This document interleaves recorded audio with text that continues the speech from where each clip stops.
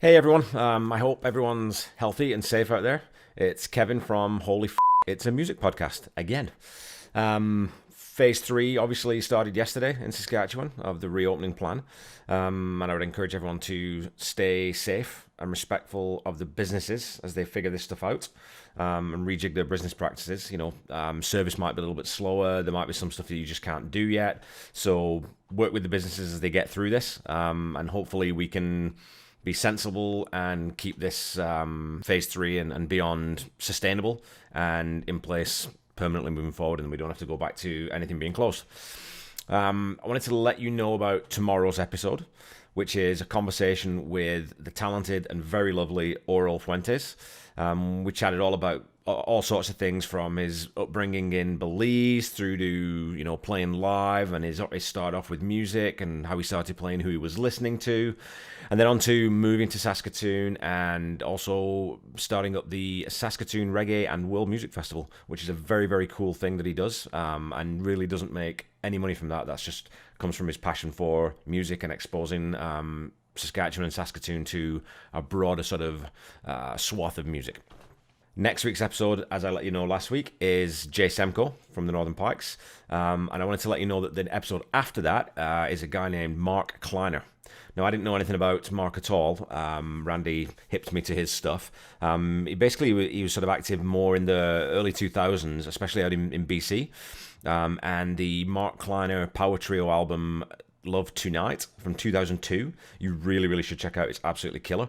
One of those albums that you come across and think, why the hell have I not heard this before? Kind of reminds me a little bit of sort of initially of Supergrass and those sort of bouncy pop hooks, but really well written, very well performed, and Mark was funny, articulate, and a really, really interesting chap. He's also an Anglican pastor now in Saskatoon, very well read guy, so it was a fun chat to learn about him and his life and the sort of the weird circuitous route that he's taken through it. This past weekend, Randy and I recorded a special episode, which we did together in the same room, socially distanced, of course.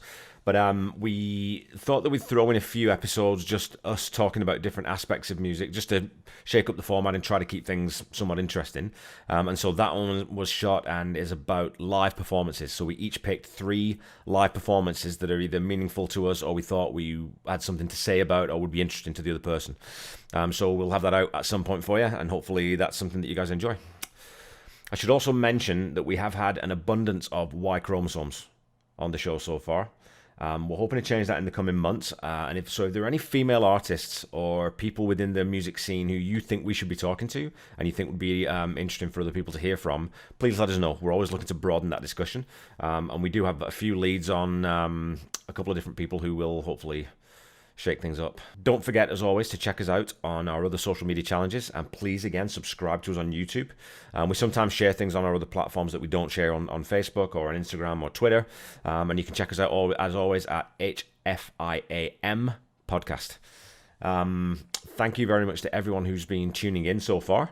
It's great to see that we're getting views, we're getting listens on Spotify, on Apple Podcasts, on Podbean, and again on YouTube. Our Ross episode's doing really, really well so far. Who knew that so many people loved Ross Nikiforuk?